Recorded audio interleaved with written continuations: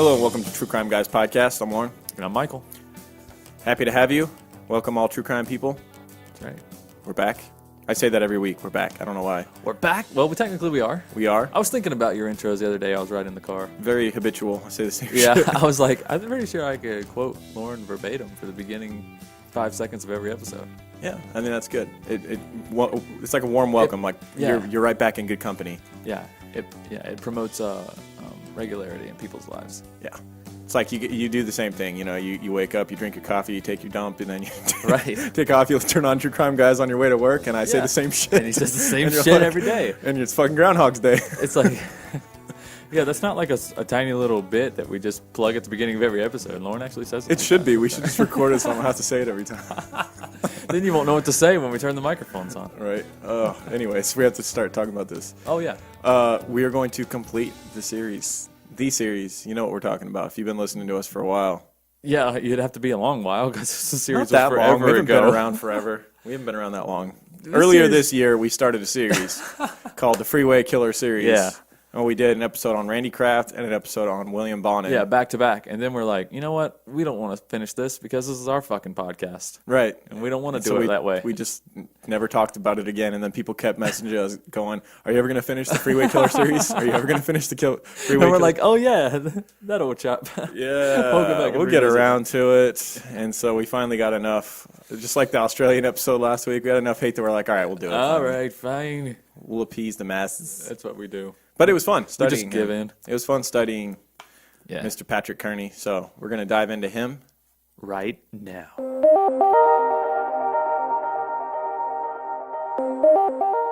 Freeway Killer was a name deemed by the media and local police forces for what they believed at first to be a single killer targeting victims in Southern California during the 1970s. Little did they know that there were 3 of these freeway killers, wreaking havoc completely independent of each other, but coincidentally choosing similar victims. Welcome to the 3rd part of the Freeway Killer series. Finally.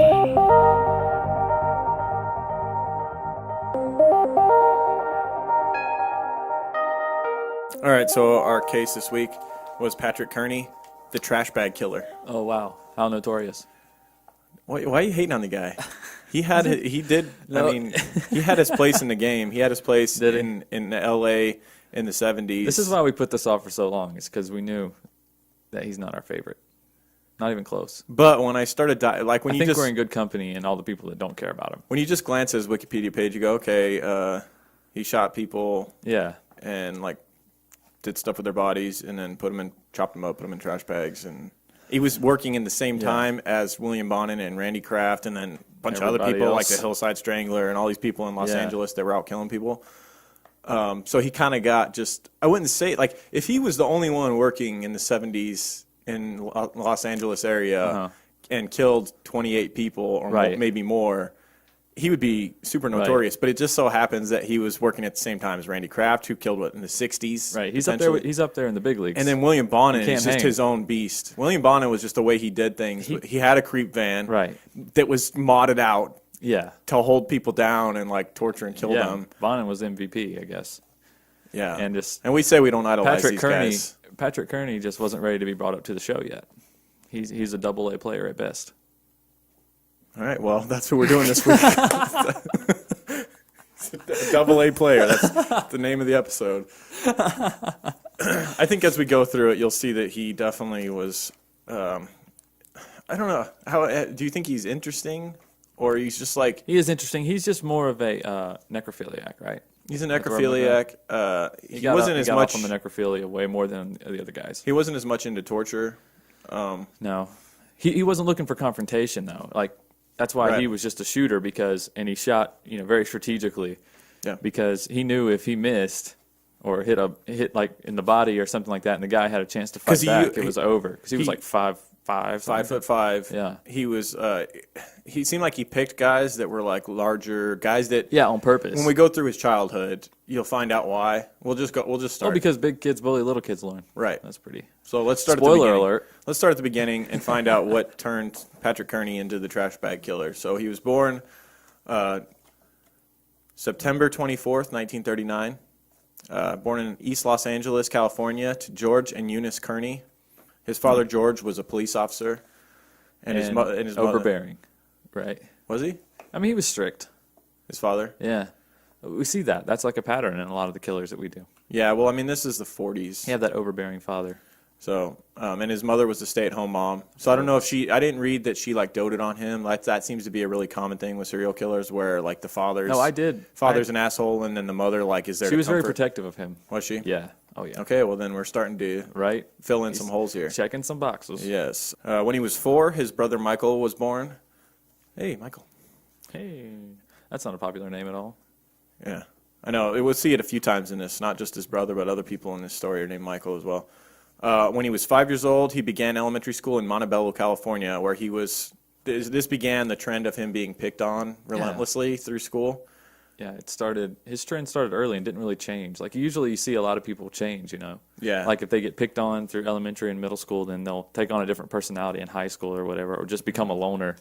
Right. You know, like some of the other guys we've done, but it's interesting that his, like, never changed. He was an easy target. He was really short. I guess even at this time he was shorter than the other kids. He had, like, real thick, like, Coke bottle glasses. He was kind of effeminate as well. He was called, like, girly boy, queer boy. Said he wasn't gay at this age, though. He was interested in girls, supposedly, during this time. Right. When he was 5, his brother Chester was also born. So he was the oldest of 3 brothers, 3 sons from his parents. And 47, when he was 8 years old, he began having thoughts of killing. Now, this I thought was interesting because... That's early. That's real early, because like we just did an episode on Dahmer, and I believe Dahmer was like 14 when he started connecting sex and violence together and like started thinking about killing. 8 years old. That might be the earliest I've heard from any of the people we studied. It wasn't long after this that he had that encounter with the family dog. Yeah. So that's early on too, man. So he's started the game early. He still didn't become strange. MVP. He had such a head start. Yeah, I know. Hey, some people are just Some talented. people don't have the, You know those people that like play basketball or football their entire life, and then even in college, and then they make it to the Major League Baseball. They're like, what the hell? Right. Yeah. Yeah. Somebody that started football only in his senior year, and then he goes on to get drafted. Right.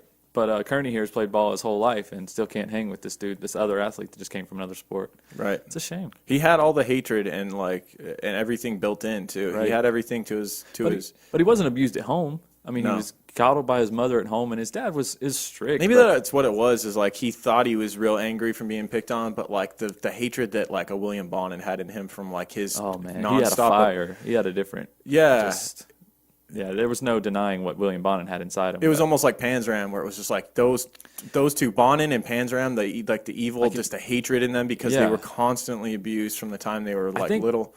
Yeah, I think like Bonin and Panzram are on the nurture side of the serial killers. But Kearney, I think he may be on the nature side. Yeah, because there was no really a lot of crazy kids things get picked on, and he had this. A lot of kids get picked on. This thing where he had to get revenge on like the bigger kids. Yeah, and that seems to be, even with his confessions and stuff, is like he wanted to get back at kids that picked on him. Yep. At age 11, they're moving around. This begins this like series of moves, right? Which seems to also play into things like people that don't have the stability, kids that don't have stability throughout. Like they don't get to keep the same group of friends. I don't know if he had friends at this time, but he's constantly being introduced into Dahmer dealt with it, new crowd. I believe, right? And yeah. It just he moved around. A lot of the serial killers we study, they don't have any consistency in their childhood. Right. So yeah, they moved from where they were in Los Angeles to Reseda, California. I'm not sure the distance, but once in school there, he was also bullied more. At 1952, he's 13 years old. His father taught him how to kill pigs by shooting them behind the left ear, and at the time, the father was using a .22 caliber.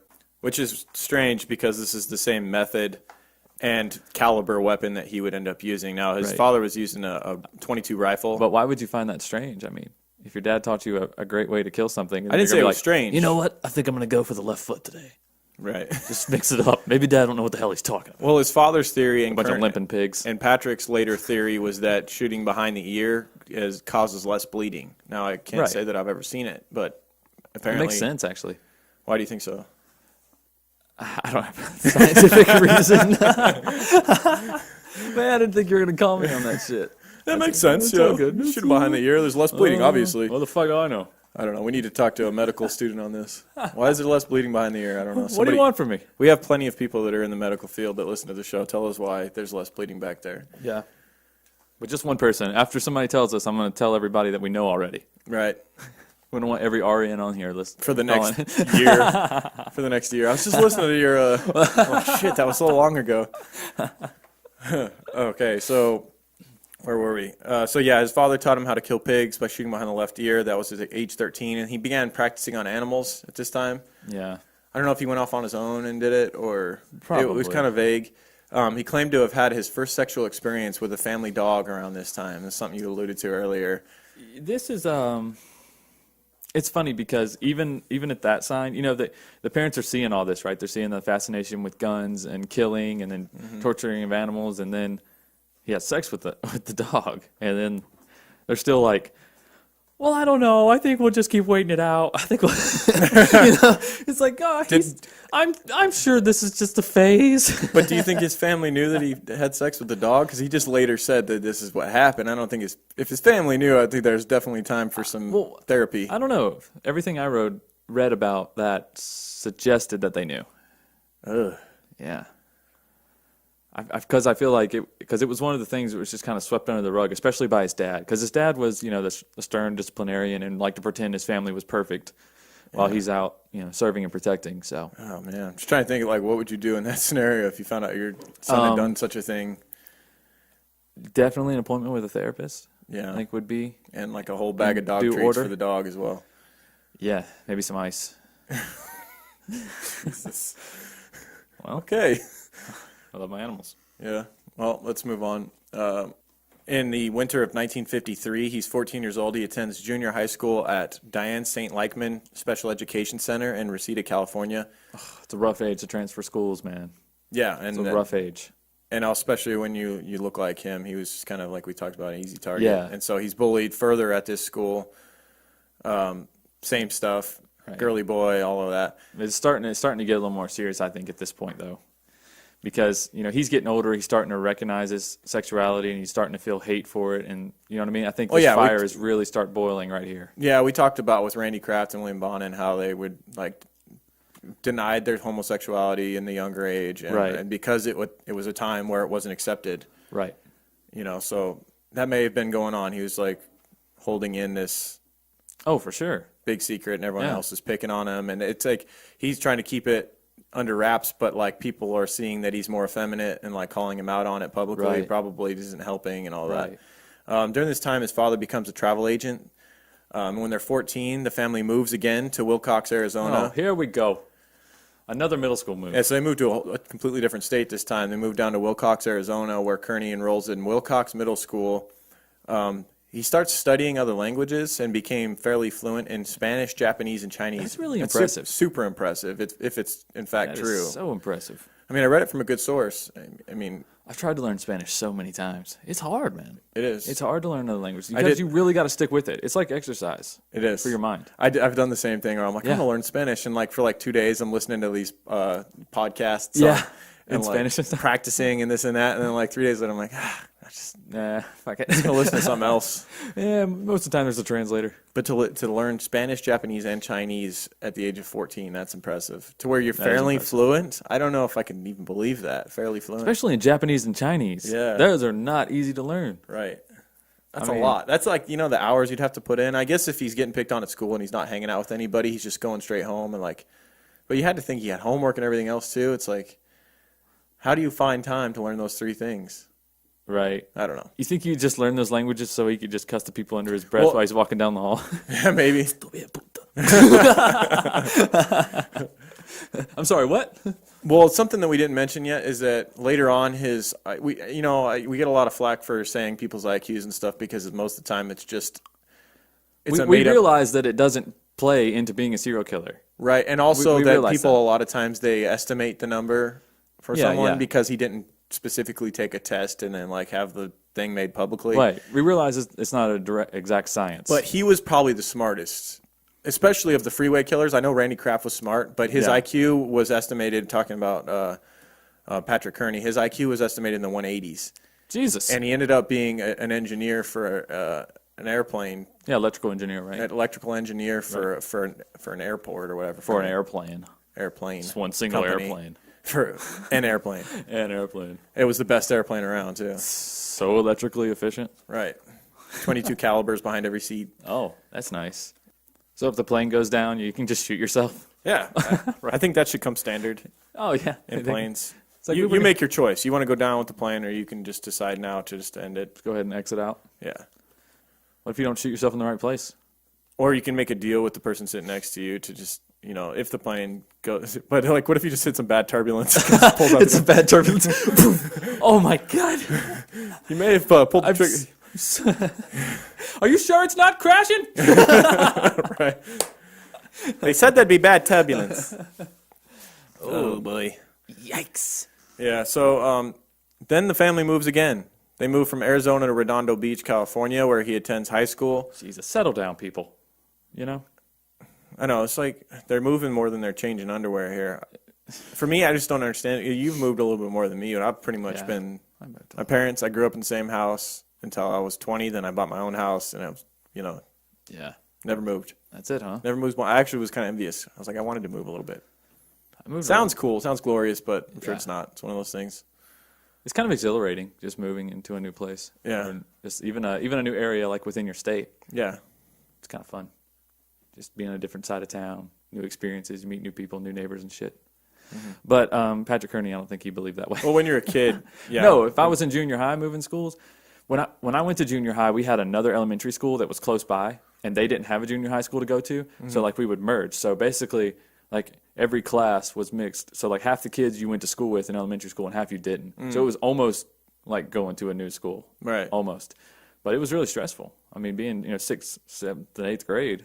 Right. I mean, you're still figuring out. And you still had some of your friends around. Yeah, I still had some of my friends around, but it was still stressful. So he's being thrown into a whole new pod at middle school. I'm sure there's plenty of people that do. I'm not saying that's going to affect you. Like, grow up, people move. Right. But he moved a lot. I mean, he moved twice in middle school. Yeah. Jesus. Yeah, so he graduates from high school when he was 17 in 1957. The family then moves from California to Houston, Texas. Yeah. Well, he's out now. Now he's becoming an adult, right. And shortly thereafter he moves back to California on his own, leaving the family behind, where he attends El Camino Community College in Torrance, California. And in 1958, when he's 19, he joins the Air Force in hopes of traveling the world. He wanted to use his different fluent abilities and language. Yeah.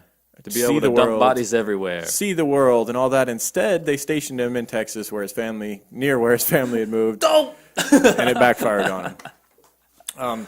But, however, this is a defining moment in the story of Patrick Kearney, because in 1960, when he's 20 years old, shortly before being discharged from the Air Force, he meets a man named David Hill while he's stationed in Texas. And David Hill is an interesting character. Yes. The Bonnie to his Clyde. Yes. David Hill, we'll just talk a little bit about him. He was a high school dropout from Lubbock, Texas.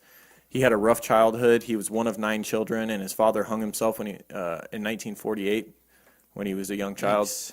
Hill had been discharged from the Army for an undisclosed personality disorder, but it's basically because he was, because he was gay. Somebody asked, and somebody told. Yeah, we know how the military was during this time, especially the Army, as far as if you were homosexual. If they found out, they would discharge you and say that you had a personality disorder. So that's most likely what happened. That is so crazy. I know, right? That is a crazy take on that. That point of view made Especially it so high to make it official government reason for being, Especially if you're not like a distraction to like to your bunkmates and stuff. You're not trying to like make moves on any of your bunkmates. You're not doing anything. Right. You're just doing your job in the Army, minding your own business, and then and now they know someone something personal about you. Someone happens to find out that you're gay, even though you never did anything. Right. And then they did. Yeah, that's just crazy. Thank God things have changed, but. So the two would shortly thereafter meeting become friends and lovers. Hill, however, had a wife back in Lubbock, Texas, his high school sweetheart that he had ended up marrying. Yeah, that didn't last very long. No. This was the beginning of the end for the relationship when he met Patrick Kearney. Right. It's kind of funny because Patrick Kearney we talked about how he was small, 5'5", skinny, slim effeminate. build. And then you got David Hill here, who was the complete opposite. He was like, I don't know how tall he was, but it was said that he was tall and muscular, probably over 6 feet, 6'8" probably. 6'11" minimum. Yeah, for sure he could dunk by standing there. Yeah, most likely. We're kidding. He was probably about 6 foot. Yeah. But he was tall and muscular. It was said that he looked like a construction worker. I saw a photo of him. He looked like a manly dude. All right. So Take your word for it. Bonnie and Tom Clyde. Selleck type? Yeah. Had a badass mustache. Nice. And in 1961, when Patrick Kearney was 21, he receives an honorable discharge from the Air Force and then moved to Long Beach, California with Hill. So I don't know what happened with him in the Air Force. I don't know if it was the same thing that Hill experienced where he was discharged for the personality thing. Right. If it was found out that he was gay. Maybe he was seen with Hill while out or near the base or whatever. I'm not sure. But he ends up being honorably discharged from the Air Force. Right. And in 1962, after about a year, Hill left Kearney to hitchhike around the country and eventually got back together with his wife in Lubbock, Texas, his wife Linda. So they had spent some time together in California, Hill and Kearney. You can picture them walking hand in hand on the beach. I can. I'm looking at their picture right now, and you totally underestimated Hill, man. He's a badass. What are you talking about? He looks like a freaking actor. Like in this one headshot thing that ran in the paper. Yeah. He looks like freaking Matthew McConaughey meets Tom Selleck, man. This dude right here. So Kearney was playing up. He was, yeah. He was playing. Hey, he made it to the big leagues. Congratulations. Right. Congratulations, Kearney. Made it to the big leagues. It's just not in murder, but I wonder if it was one of those things where Kearney was out near the base and Hill happened to be in the same place and they saw each other and Hill knew that Kearney was gay because the things we talked about. Yeah. Being effeminate and stuff like that, and right.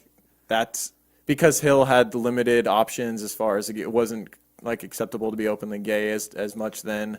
So you're saying the pond he had to fish from was a lot smaller. Yeah, so therefore he caught the big bass. Yeah. You know what I'm saying? Because it's kind of like that cereal you eat when your other two favorite cereals are at the very bottom of the box and you're like, man, right. Most of the fish power bait, but he had a worm and that happened to be Hill's flavor. Oh, really? Is that how you wanted to put that?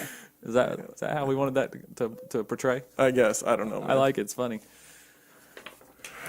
Weird, but funny. I don't know why we keep going on these weird tangents. It's real early. We're trying to do this thing a little earlier today. And, Oh, we're having fun with it, guys. Yeah, sorry.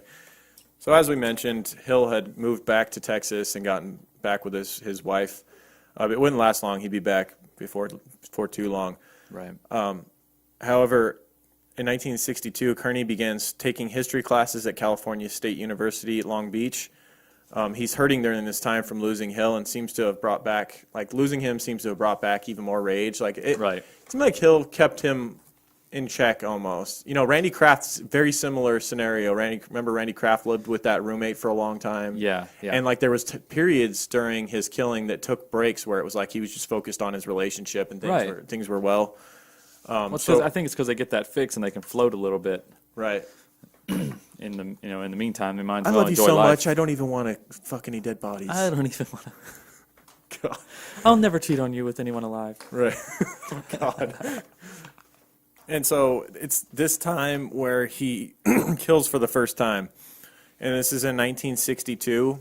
This is a 19-year-old hitchhiker from either Louisiana or Oklahoma. Right. They don't even know his name. Dude. Yeah, a lot of he these. wasn't convicted of this one either. No, they couldn't prove it. That's this kind of similar thing with Randy Kraft, where it's the police think they have a link between the two, but they don't have enough to really convict him on. If Kearney would have took some notes and kept a scorecard, maybe we could have more concrete evidence. Exactly. This is why he's not in the Hall of Fame. That's right. It's the little things, Kearney. Yeah, you just missed out on the details. The details are what make you great. Details. And practice, but he definitely practiced. Yeah. His first victim was 19-year-old from Louisiana or Oklahoma, as we mentioned. This person agreed to take a ride on Kearney's motorcycle. Now, this is the only thing I read where he had a motorcycle. Otherwise, it was a VW Bug or a truck. He had a pickup truck and a VW Bug, but apparently during this time in 1962, early on, you can't have multiple vehicles, Lauren? He was trying to add to his coolness. He's an electrical engineer for an airplane. I just couldn't picture the guy he's 5 hours feet going to reach the pedals down there. How's he going to shift? Well, on the motorcycle? Yeah. You can get a smaller bike. Maybe it was Honda Rebel, bro. Yeah. 200. That's all you would need. cruising around. Get you a little sissy bar on the back. Right. Hop up on this bad boy. Let's go for a ride in the woods. He seemed like more of a Vespa guy to me, but Vespa guy. You can't take a passenger on a Vespa? Beep, beep. Oh, maybe you can. They're Hop pretty on. quick. beep beep. Those things are pretty quick. Looking for a ride? beep beep beep. Yeah, so the 19-year-old hitchhiker decided to take a ride on Kearney's motorcycle. Big mistake. Kearney there shortly after shot him in the head with his .22 caliber Derringer pistol. Now you showed me a photo of this. Yeah. Not the pistol, but of a similar pistol. It's a tiny little gun that fits in the palm of your hand. Yeah, I think the average person could probably hold it behind their hand, and you could not even see it. But we talked about how small he is. Maybe this is a full-size gun for him. Oh, maybe it's like a musket for him. Yeah. He's like holding it with both hands. You feel lucky, punk? He's like setting his feet. Well, do you? Feel lucky, punk guys looking at me like, that's a tiny gun. I don't know. I might be able to survive this. I don't know. Ends up being like the cricket from Men in Black for him. Right. Okay, we need to get serious. We're making too many jokes. Yeah, He's actually quit that. killing real people It's here. not what we do here. Yeah, I know. We're fucker. All right, so we're going to get serious. So he killed this person that we don't know the name of, but he may have been from Louisiana or Oklahoma. Which is weird how do you narrow it down to just 2 states? I don't know. What, do you have 2 driver's licenses? You know how this works? I read like 20 different sources. One of them said that the hitchhiker may have been from either Louisiana or Oklahoma. Maybe he heard a southern draw, because this is one that Kearney actually confessed to later. So he may have just said the guy had a southern draw, and what happened was he shot him when he was least expecting it, sexually assaulted the body, mutilated it, and then left it somewhere off of the California State Route 86. Yeah. Not too long after that, in 1962, Kearney kills his second victim, the 16-year-old cousin of the first victim. That's so crazy. Yeah. So, How did that go down? Did he pull up and he was like, "Hey, you that fella cousin Johnny ran off no, with what last happened? week?" No. No, but hop on. All right. No, what happened was Kearney was at some kind of I don't know if it was a bar or whatever, Right. hanging out, and there was the guy that he killed first and the guy's cousin were hanging out. And Kearney got the first guy to take a ride with him on his motorcycle, took off. Guy, obviously, what happened was he killed him, and he was worried about the cousin saying something to authorities about the last person I saw him with was this guy. He looks like this. So he went to go get him 5'5", glasses, rides a little Vespa. Rides a Vespa. I'm kidding. Rides a Honda Metropolitan. He was worried about that guy being able to provide information on what he. Early on, it was one of those things where in the past we talked about how early on they're real worried. They cover their tracks a lot, and then as they do it over the years. Oh, so you think he was just tying up loose ends? Yes, I do. I think that's the only reason he went back and picked up the 16-year-old cousin of the first victim. Who was hanging out at a bar, supposedly? Wherever they were, Oh. he was able to find the cousin that was with him initially. Took him for a ride on his motorcycle as well and killed as well. There's not many details on how he killed him, what happened, what he did with the body, but he did kill the 16-year-old victim. And then in 1962, the same year, he killed a third victim, an 18-year-old named Mike. Must have just been all he remembered. Probably all he remembered was that the guy's name was Mike. Right. I don't believe he was convicted on that one later. That's all on you need either. to know. Yeah. Yeah. Mike, he's probably a keeper. Yeah. Well, he didn't keep him though. Well, in a way, he did. Now, I'm sure that this killing spree would have just continued. However, in 1962, the same year that he killed the 3 victims that he started with, David Hill would return to California and move in with Kearney. So, Dun, dun, dun. like we talked Return to the about, Hill. this put a pause on his need to kill. Yep. He's back with his lover, and things are going well again. And then also in August of 1962, he was finally able to find a steady job. He gets a job as an engineer working for Hughes Aircraft. Now, this was Howard Hughes, the famous rich guy. We have a street in Vegas, Howard Hughes Drive. It was his aircraft company, and he's working as an engineer. This lasted for a little while until January of 1963. So for a few months he's working there, and then he quits his job for Hughes Aircraft, and then quickly rehired again in April. Whoa, I made a mistake. I think what happens is he walked away. From what I'm just reading between the lines, he was working as an engineer, and I don't know if he felt like he was not being treated as well as he should have been or whatever. He quits, and then he's rehired in April and soon promoted to senior research assistant. So maybe he was just like, you guys don't realize what you have here. Yeah. My IQ's in the 180s. Right. I'm not being treated right. Recognize, bitch, I need a raise. Right. And his boss would later say that he was a model employee. Yeah, in 1964, at age 24, Kearney and Hill moved together to Culver City, California. Right, which is like a suburb of L.A. Yeah. Like you drive through it One on of your the way to, many- like Santa Monica. One of the many suburbs of LA. Yeah. Confusing as shit. Right. I don't think you understand LA unless you live there. Yeah, maybe. Because Vegas, we have like, what, 3 or 4 suburbs? Yeah. But- They're pretty broad. Yeah, so I've been to LA a bunch of times and I still don't understand it. We tried to understand it in the Richard Ramirez episode, but it's pretty much impossible. It's just a big spider web. It's a big spider web.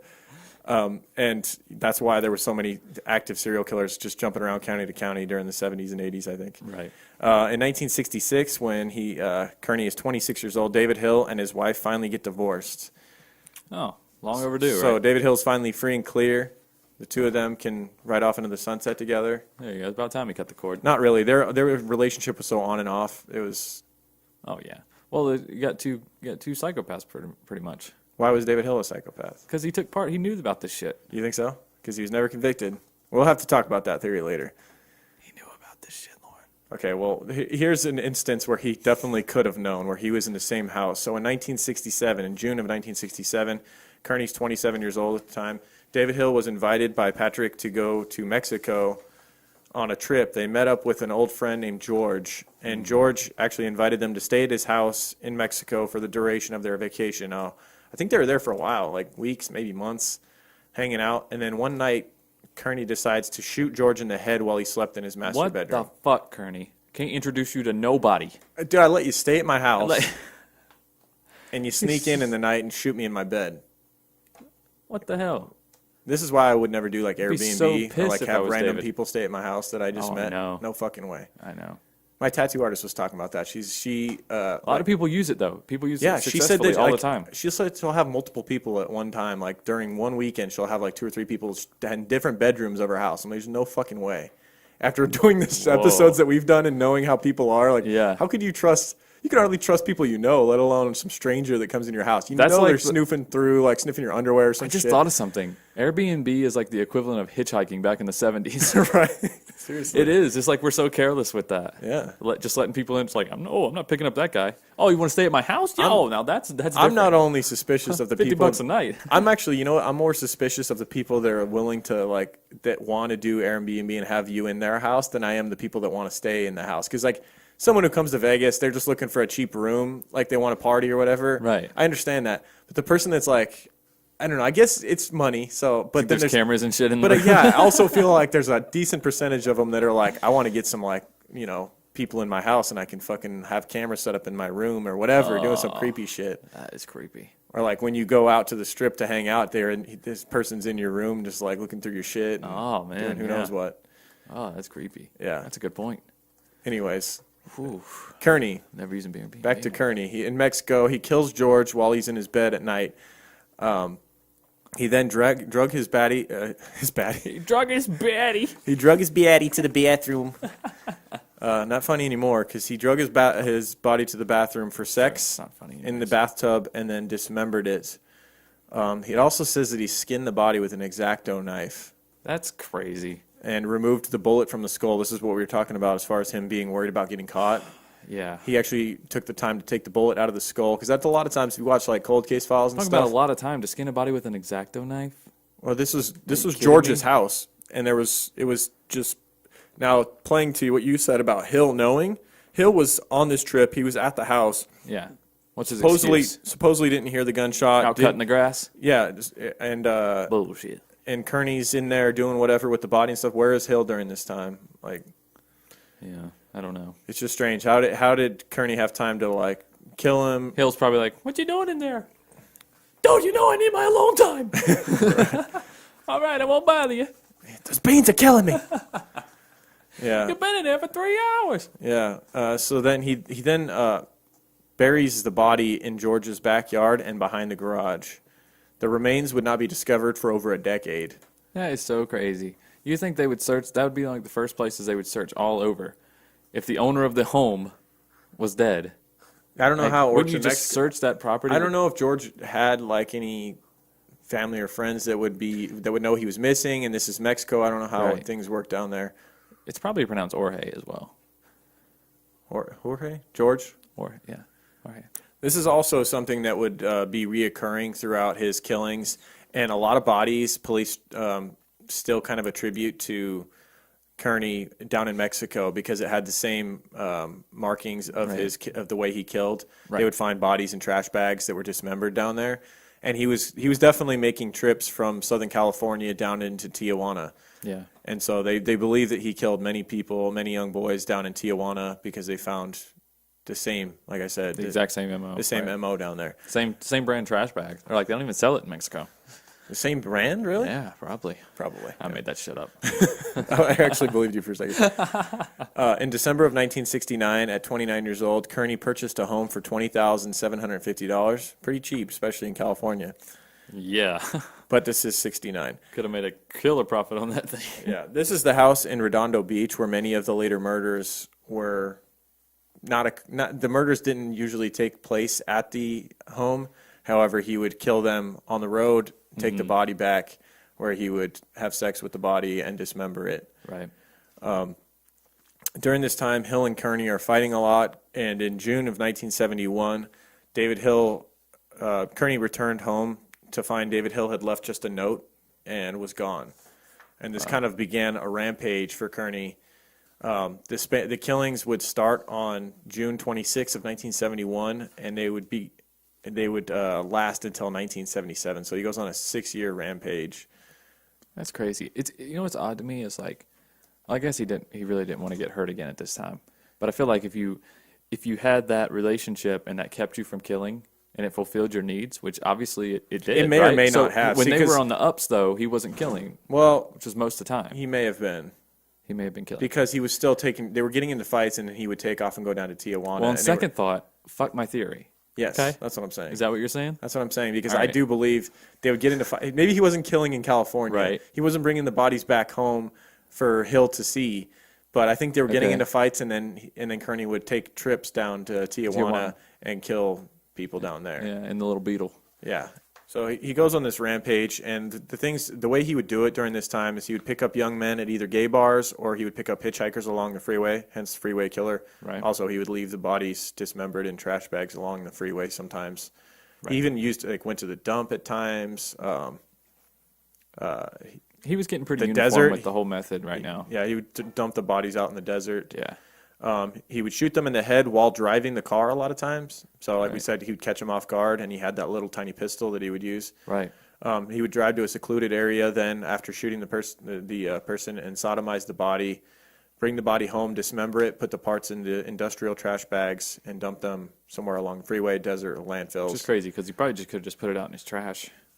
Yeah, and could have took a book out of the column Barbadella. Yeah, just put it out in the trash. Yeah, it works. It does, apparently. Yeah. It's crazy. Unless you're being surveyed by the police, then at that point they might go through your trash because then it's public. It's fair enough out there for them to look through. Fair enough. During this time, it's important to note, this is something I found interesting about this guy, is that he was obsessed with other serial killers that were working during this time, they were being followed in the news. Yeah. That's how you know he's crazy, if he's obsessed with serial killers. Right, and that's what makes him seem. Well, I mean, that's what makes him seem sad to me, because we were talking about how it seemed like he wanted to be remembered for what he had done. Right. One of the people that he was obsessed with following the news, one of the serial killers he was obsessed with was Dean Corll, who I'm sure we'll do an episode on. He was known as the Candyman. He was responsible for the Houston mass murderers. During this time, he killed a bunch of people down in Texas. Yeah. And he was super sadistic. Like, looking at him a little bit, man, he's dark. And so it seems like the further along Kearney got into killing these people, as he was studying other killers, he was also like looking at the Hillside Stranglers during the time who were working in his area in L.A. Right. It seemed like he started getting more sadistic, Kearney did. Like, at first he was just shooting them, and it was all about necrophilia and power and like killing people who he thought maybe would have bullied him when he was younger. Yeah. He got off on killing them because it was like a power thing, and then he was also into necrophilia. But like, here he starts thinking about his legacy. If you look at the timeline of his killings, like near the end, as he's getting closer to getting caught, thank God he got caught when he did, because he was starting to torture a little bit near the end. Yeah, for sure. He was. And we'll get into that. There's some pedophilia going on. Let's go through some of the killings let's go through all of them real quick, the list, and just name the people and the dates of the killings. It started in 1962. We mentioned the unnamed man who was shot in the head, the 19-year-old, and then his 16-year-old cousin, and then Mike, who was the 18-year-old who was killed. This was all earlier, before his real rampage started. Right. And then in 1965, and these are all just known because he confessed to them. Like, he was never wasn't acquitted for a lot of these. In 65, in Orange County, there was an unnamed man. In 67, he killed George. We talked about him. And in 71, he killed 13-year-old John Demchek.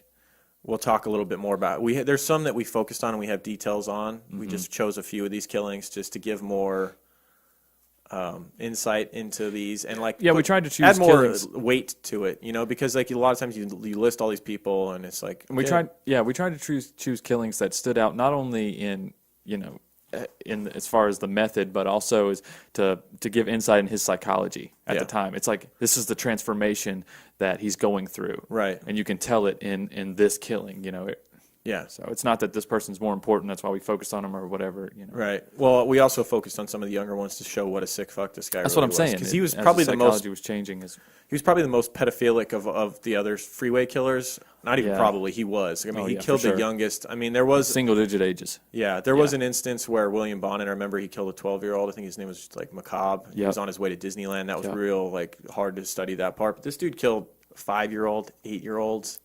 This dude, he took it to another level. On September 22nd of 1973, he killed James Barwick, who was 17 years old. August of 74, he killed Ronald Dean Smith Jr., who was 5 years old. The body was found smothered on October 12th. In 75, April of 75, he killed Albert Rivera, who was 21 years old, in San Diego, California. On November of 75, so in 75 he killed twice. The other one he killed was Larry Gene Walters, who was 20 years old. In 76, he goes on a real tirade in 76. In March, in Redondo Beach, he kills Kenneth Eugene Buchanan, who was 17. He shot him 4 times. Also in March, the same month, he shot Oliver Peter Molitor, who was 13 years old. This was also in Redondo Beach. April, he killed Larry Armadez, who was 15 years old. In June, in Redondo Beach, he killed Michael Craig McGee. We'll talk a little bit more about Michael McGee. June 20th, he killed John Woods, who was 23 years old. August, he kills Larry Epsey, who's 17. In August as well, he kills Wilford Lawrence Faraday, who's 20. Also in August, so I mean, we're talking 3 times in 1 month in some of these instances. Right. He kills Randall Lawrence Moore. In the fall of that year, he kills Robert Benefel. Now, what year is this? 17. This was 1976. Okay, so we're approaching the final murder. Yeah, we're getting. So he's getting towards the end. So he's getting more constant, more what's the word I'm looking for? Cocky. No, I mean, like, he's more often. Yeah, I don't know. Frequent. Frequent. Jesus Christ. Can I get a thesaurus in here? You sit here and you got a million papers in front of you, and sometimes you just your brain starts to spin a little bit. You got that problem, right? Yeah, and in San Diego, California, he killed 27-year-old David Allen. This is also in the fall of '76. October, he kills 20-year-old Andrew Orrick. November 15th through 24th, in Indio, California, he kills Timothy B. Ingham, who was 19 years old. And then we get to 77. This was his final year of mayhem. Right.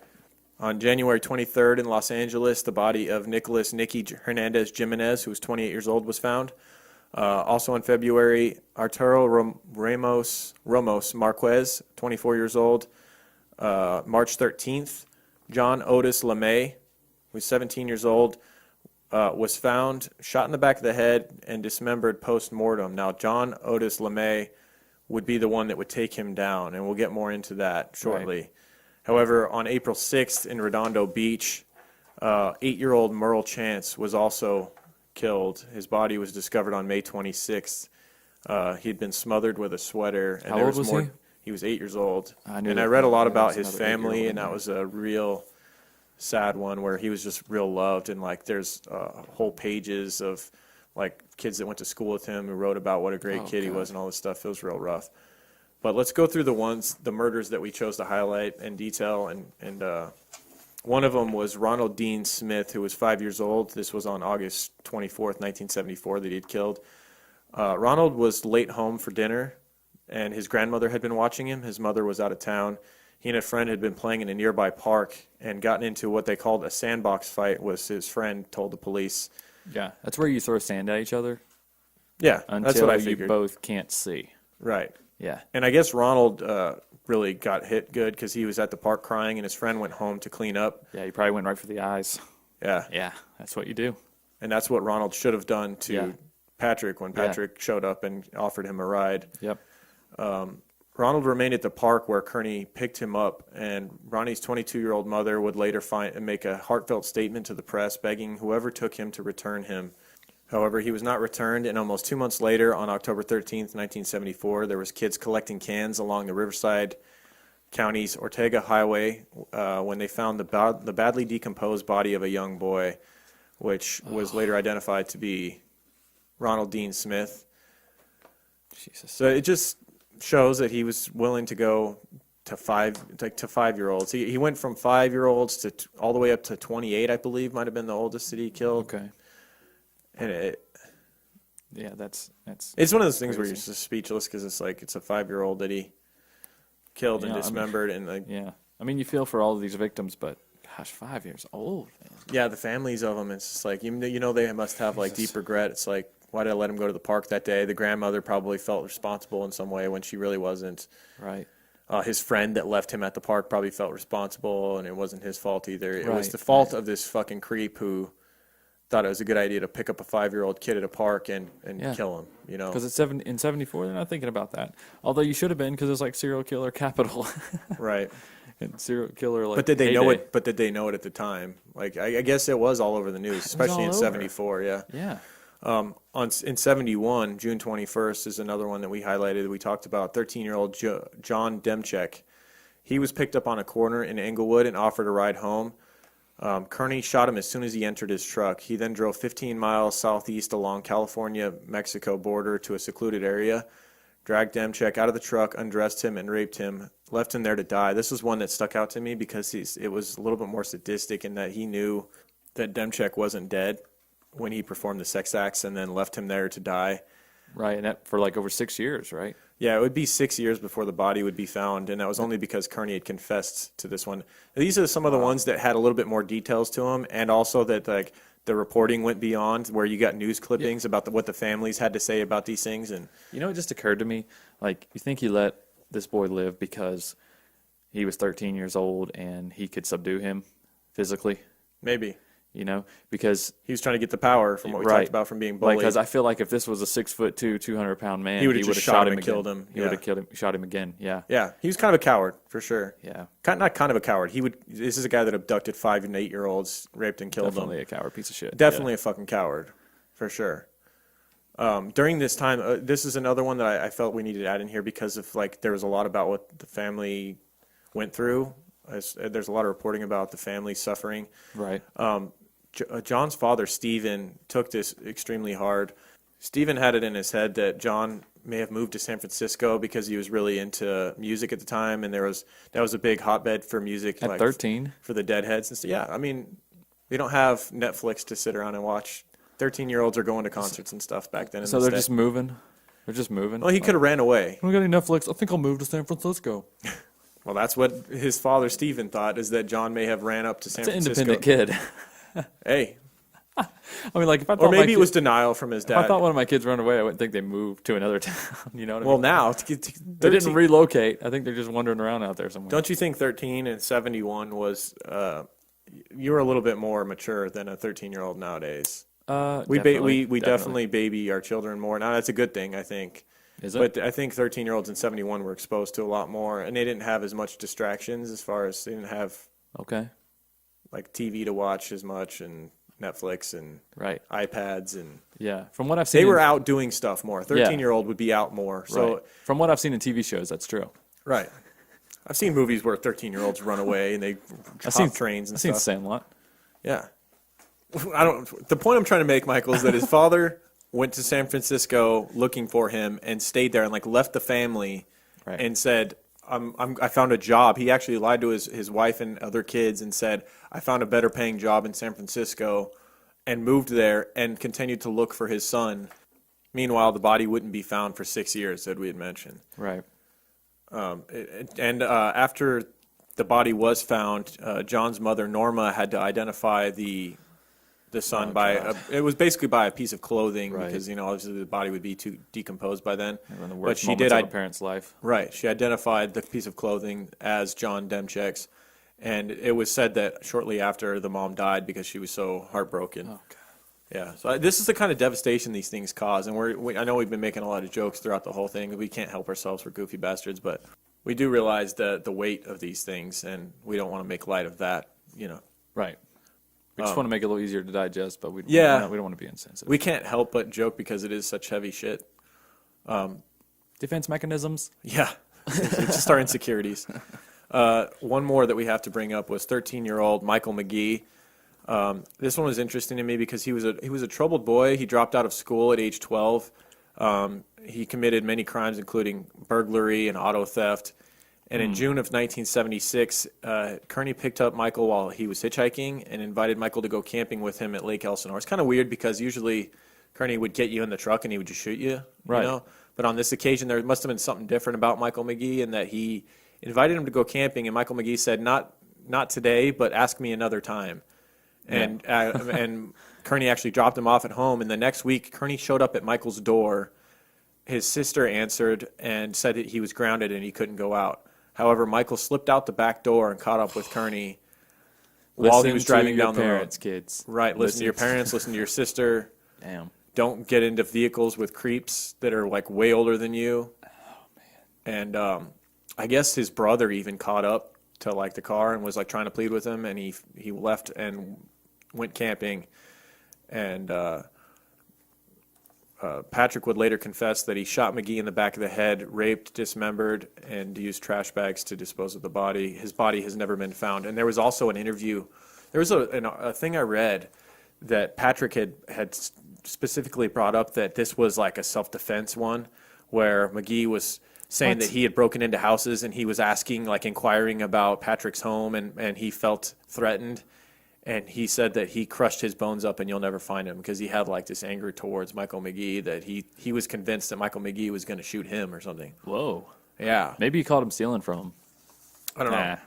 I think it's just all an excuse, man. But I mean, McGee was 13 years old. Yeah, he was troubled. His sister said that he was a troubled kid. Yeah. But I don't want to say that he did something because, no, that's not fair. No, but it just shows how stupid Patrick was, and that he's getting angry at a 13-year-old and you'll never find him and this and that. Right. Shows how petty. Shows how small of a man he is, that he has a rivalry with a 12 to 13-year-old. Right. All right. So let's get to the final victim, who we alluded to was the one that got him caught. Well, he wasn't he was the final victim. He wasn't the final one found. He wasn't the final victim. The 8-year-old afterwards was, unfortunately, the police hadn't caught him April. yet. Right. Yeah. Okay. However, on March 18th, 1977, the body of John Otis LeMay is found, and it's found stuffed inside of a trash bag in a 55-gallon drum in Riverside, California. Now, that was on the 18th. Where was the drum located? Does it ever say that? I think it was in the desert somewhere. Buried it or just rolled it out there? I think it was just out there. I don't know. I'm completely speculating, but this is what another rookie move, right? Just throw the trash bags out, bury it, the body, whatever you're gonna do. Yeah, but like they said, this is late, so he's probably getting cocky. We saw how Randy Kraft got caught. He's driving around with the guy in his passenger seat. I feel like at a certain point, a lot of these guys are just like they actually don't enjoy it anymore. They just have to do it. And they're like, oh my God, just fucking. It's like when you're eating some really good food or whatever, but you feel fat as hell, and you're like, just get this fucking food away from me, please. I had pizza last night, and afterwards I was like, why did I do that? Because then for hours I feel lethargic and just tired. You feel like that's how shit. Serial killers get when they just can't fight it anymore, and they're like, please just catch me, just fucking kill me or something. That may be near the end. Yeah, it may be because they do seem to get extremely brash near the end, where it's almost like they want to get caught. Right. The body was found on the 18th of March, and then on March 13th, we find out that LeMay had told his neighbor that he was going to Redondo Beach to meet a man named Dave. Oh, Dave. That name sounds familiar. That conversation had been had on March 13th, 5 days before his body was found. And so when the police talked to his neighbors, they found out that, and they talked to LeMay's friends, and found out that he had been hanging out with guys named Patrick and Dave. Right. And so with some further researching, they found out that was in fact Patrick Kearney and David Hill. Old Pat and Dave. Right. And so Hill had met him and given LeMay Kearney's address where Hill had lived with him, and Kearney was the only one home when LeMay arrived. That's a very unfortunate thing to happen. That is very unfortunate. Kearney invited him in, and when John LeMay was didn't have his guard up, Kearney shot him in the back of the head, dumped his body in the desert, and then again, Kearney not somebody you want to introduce to your friends. No. This dude cannot have multiple friends. He's a one-friend guy. Okay? You get it, David? Stop inviting your friends. David Hill's lucky he never got shot. He's like, no, seriously, dude, you're going to love this guy, okay? Listen, this guy is golden, okay? I mean, I never keep friends around for very long with him. You know, like he meets them, we have one good time, and then I never see the guy again, but he's great. Listen, you're going to love him. You're going to have the night of your life. He's a hoot.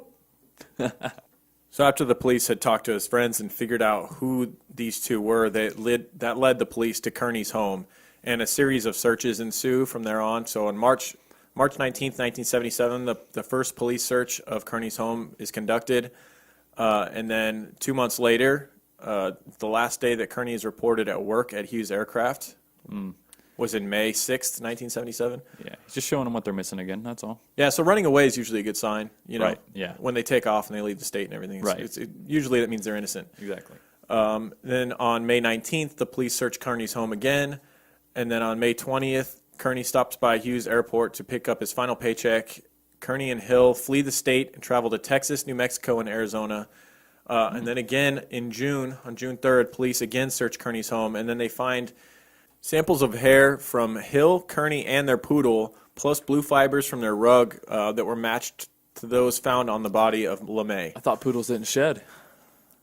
That's one of the big shining things, right? To like, is it? Poodles is like they don't shed. That's like the whole selling point for a poodle. Otherwise, why would you have one unless you're just like allergic to dogs with good hair? Right. Fucking poodle hair is annoying. I'm just shocked that a gay couple had a poodle. Are you? Yeah, completely. I'm not going to comment on it either way. Good. I don't know. Don't get offended. I'm just messing around. So after the fibers were found, they issue warrants for the arrest of Kearney and Hill. And there's actually newspaper clippings you can still find online where it was like 2 suspected in the murder of 8. Yeah, that's that photo I was talking about earlier. They had connected 7 others on top of LeMay. They had connected 7 others that matched his MO. Right. And they had basically figured that both Kearney and Hill were in on it together. Patrick Kearney and David Hill turned themselves into the Riverside County Sheriff's Department on July 1st of 1977.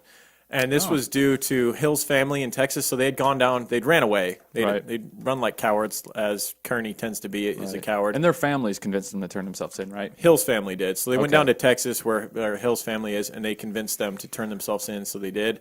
And they did it in kind of a cool way, though. They just kind of walked in, they're like, that's us. Oh, did they just point to the picture? Yeah, they just point to the picture. They had like a wanted poster up, and they're like, yeah, that's us. I want Cue the Dr. Dre and then like the slow motion black and white fucking sunglasses coming on with the doobie in the mouth. Doobie. And the guy, the detective, was probably sitting there like, "No way! You got to be kidding me! No way! You mean to tell me you got your Tom Selleck and Buddy Holly? Get real!" Yeah. So that was on. Get real. Yeah. So on July 14th, 1977, Kearney is indicted on the murders of Albert Rivera, Arturo Marquez, and John LeMay. And on July 15th, Kearney confesses to 28 murders. Now, shortly after, Hill just gets off. It's kind of crazy. Like they're just like, well, Kearney makes a plea that for a full confession in exchange what is he for Hill's confessing freedom. to though? If he didn't do anything, huh? What is Hill? Oh, you're talking Kearney confess. Kearney, yeah. I knew he did a plea. Yeah, he agrees to a full confession for to Hill's not receive the innocence. death penalty and Hill's innocence. Well, that's cool that he at least like helped his boyfriend out. Right. It kind of reminds you of Aileen Wuornos. Remember in the end when she was trying to protect, I forget what her name was. It actually makes you find a teeny tiny bit of empathy for him. No, tiny. Fuck him. No, he killed a fuck him. 5-year-old and Fair enough. did things afterwards. I don't know. No, that's true. I hope he burns in hell. No empathy. If there is a hell, I hope he burns there. Yeah. And Satan Fuck fucks him. him with a pineapple. Wow. You've Like seen on South Little Park. Nicky. Oh. Oh, it was Little Nicky. It's It was Little Hitler, Nicky. the pineapple every day. Yeah. Every day. Every day, yeah. I hope that's what Kearney gets. Wow. For sure. Yeah. So on December 21st, 1977, Kearney pled guilty to the 3 murders, Alberto Rivera, Arturo Marquez, and John LeMay. He received a sentence of life in prison, and then on February 1978, he is charged with 18 more counts of murder, to which he pled guilty, and ultimately was convicted of 21 murders. However, he had confessed to 28. The police didn't feel like they had enough, and the attorneys and everything didn't feel like they had enough to actually convict him of the other 7. However, they do pretty much say that he did them. Right. And the police also believe that he may have committed as many as 43 when you start considering the ones in Mexico. Wow. He is currently incarcerated at Mule Creek State Prison in California. He is he's still alive. 77 years old right now. Why didn't we go visit him? Why didn't he get cancer like that was really painful yet? Because like my grandfather died at 78. Well, he's still got a year. We can still wish cancer on him if you want. I would love to. Okay. Can we do like a seance? Can we do like a ritual? drum circle? Can We we do all here? Every listener of Yeah. True Crime Guys, pray tonight that he gets cancer. Then it's painful and he dies. Wow. That's what I say. Okay. And then he gets a pineapple up his ass every day. Yeah, from the devil. Yeah. Right. Fuck you, Patrick Kearney. You're a piece of shit. And you completed our series of Freeway Killers. Freeway Killers. Finally. See, we told you guys were going to do it. Cue the audience, They're like, it's about damn time. right? Yeah. I think we're the it's kind of the one thing we've done that no one else has done. We've done a lot of episodes that other podcasts have done. No one's done the Freeway Killer series. Okay. People have done William Bonin. Very few people have done Randy Kraft somehow, even though he was endlessly interesting and Right. like one of the most prolific serial killers ever. Yeah. It's amazing to see how few podcasts have covered him. It is interesting. And it's interesting that there's hardly anything on Kearney. Yeah. I mean, nothing. Like, I couldn't find an audiobook, a documentary, Right. even And a yet he YouTube killed- video. And yet it's pretty widely known that he killed 28 people. He certainly was convicted of 21. Yeah. And he may have killed 43 people. And yet you don't really hear his name brought up ever. Right. It's weird. It tells you the whole state of California, how crazy that was in the 70s. He just kind of was forgotten. Yeah, that if you just kill people, Yeah, if you just kill people with a gun, then you're not crazy. A dude enough to be convicted of remembered. 21 murders of like men and young boys. Right. He's just like thrown aside. Yeah. Because you had guys like Bonin rolling around in his creep van with I burning think- butts. I think if his capture would have been more theatrical, then Yeah. he would have more of a legacy. But just turning himself in, you know how like with Eileen Wuornos, like she just shot people. Yeah. But But she was a female serial killer, so there's the big thing That's there. true. That's true. That's set her apart there. But also like her trial and the conspiracies and all that stuff. Yeah. It just blew up, and then the people were gathering info about movies and books and stuff. Like, and it just made her story so much more interesting. Yeah.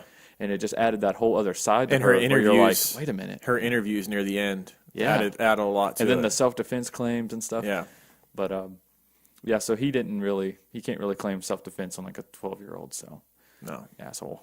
But I was 5'5". It was You don't have no idea what it's like. yeah. I don't know. What a douche. Final thoughts. He's a douchebag. Yeah, like I said, he's definitely not one of my favorite serial killers. Which I mean, I don't say I have favorite serial killers, but he wasn't one of my favorite cases either. Right. Just for the fact of, I think he's interesting, I guess, but I feel like he just Less interesting. definitely Than other less ones. interesting. He didn't have like a real reason. I guess it was more of just a nature thing. Power, for as him. usual. Like with most And serial then, killers, yeah. it seems like the main motivation is power. Right. And then necrophilia for him was number 2. Mm-hmm. He didn't seem to get off on the dismemberment and things like that, like some guys did. Like, Right. He just did it for necessity. Yeah, I would say like Bob Berdella got off on the dismemberment. Obviously, And the Dahmer, torture, Dahmer yeah. big time got off on like taking apart bodies and stuff like that. This dude Yeah. was more about killing them as revenge and then necrophilia. Mm-hmm. I don't know. Absolutely. Disgusting. Okay, so what do we got? We got some shouts. Yeah, let's give some shout outs. A big one to our podcast mom, Glory Ward, who sent us an awesome package with cookies. She sent my newborn baby boy, she sent him some onesies and some like... She sent me one too. It's pretty amazing. She sent me some It's butt awesome. paste. Big shout out to Butt Paste. I would like that to be a sponsor because that stuff is freaking amazing. I've been Yes. trying it since she sent me a little tube of it. How do you feel? Not only does it work, like Yeah. he hasn't had any rashes, but it also smells good. Like It helps it smells with like your cookies hemorrhoids too, right? What? My It helps hemorrhoids? with. No, I just use Preparation H for that, dude. Oh, my bad. But if Preparation H smelled like cookies, that'd be nice. I don't know why they make it minty smelling. It's strange. Right. All right. You got shout outs? So you're looking at your phone like you. No, I'm just looking at reviews. I was just going to shout out a couple 5-star review people. Before that, we got to give a big shout out to Lindsay M, who also sent us a package. If you want our PO box, ML. We've posted our PO box in the past, but if you want to send us something, anything, as long as it's not like anthrax or a bomb, send us some if you like us, send us some whatever. Yeah, if you like us. If you don't like us, don't send us like a turd or anything. Please. I don't know. That would be kind of funny. It would. So if you want, I would definitely laugh at that. Yeah, as long as it's dried up. Yeah. Dried up old turd's funny. Right. Just hit us up and we'll tell you our PO box. But there's also posts on Facebook and Twitter, and if you look, you can find Instagram. Yeah. Lindsay sent us a book from Lionel Dahmer, the book that Lionel Dahmer wrote, his father, Jeffrey Dahmer's father, and she also sent us some Guar guitar picks. So that was really cool. That was super. And cool. Michael's gonna be rocking out with those guitar picks very soon. I am definitely. I'll definitely be using those picks to make music for this very podcast. Right, and this podcast was fueled by Glory Ward's cookies. It was. Thank you, podcast mom. Right. We got some shout outs for people who rated us on iTunes. Yeah, we just got a few 5-star. All right, go for it. So shout them out. Shout out to Awkward. Okay. Pesky Andrea, Desert Dooner, Denver, Colorado reviewer, Ari Nema, and let's see, and Dava Girl. Right on. So thank you guys very much. That's just a couple of the recent ones. Yeah, we're about to hit 200 iTunes reviews. That's pretty cool. I didn't think that day would ever come. That is pretty crazy. Yeah, so thank you guys. If you get a second, if you haven't done it, just go over and if you love the show, go click 5 stars. It helps out a lot. Right. That does. It helps us out more than anything. Really. Yeah, it gets you onto the charts for iTunes, and then people find the show through there. They're just looking at the charts, and they see you on there, and they find it. Yeah. Or you could tell somebody. Tell a friend, man. Tell a friend. Tell a family member about the show. Be crazy. Tell 2 friends. Yeah. Just go haywire. Yeah. I want to thank all of our new patrons and all of our old patrons and everyone that supports the patron.